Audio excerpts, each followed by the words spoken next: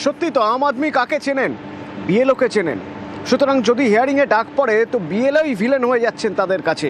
বেশিরভাগ মানুষ মনে করছেন বিএলওরই দোষ, কিন্তু বিএলওর এমনই ভাগ্য, এমনই পরিস্থিতি যে দেখা যাচ্ছে এমন বিএলও আছেন যার নিজেকেই নিজে নোটিশ দিচ্ছেন, নিজের স্ত্রীকে নিজে নোটিশ দিচ্ছেন শুনানির জন্য। কেন না, তার বাবার নামের সঙ্গে, নামের পদবীর সঙ্গে তার মিলছে না, নামের পদবী মিলছে না, সুতরাং হিয়ারিংয়ে যেতে হবে। আবার তার স্ত্রীর ক্ষেত্রে কি, তার স্ত্রীর সঙ্গে বাবার বয়সের ফারাকে গরমিল, তাই নিয়ম মেনে নিজেকে আর স্ত্রীকে নোটিশ দিলেন বিএলও।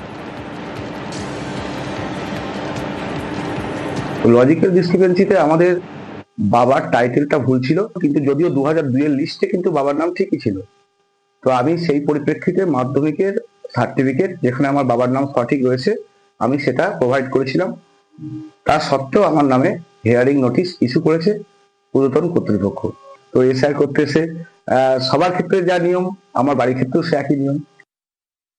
আমার বাবার সঙ্গে আমার বয়সের ডিফারেন্সটা 50 বছর ঊর্ধ্বে হয়ে যাচ্ছে, কিন্তু বাকি যে ডকুমেন্টস গুলো আছে ভোটার কার্ড ছাড়া, সেগুলোতে আমার বাবার বয়সে সবকিছুই ঠিক আছে, কিন্তু শুধুমাত্র ভোটার কার্ডের জন্য কিন্তু আমাকে হিয়ারিংটা দিয়েছে।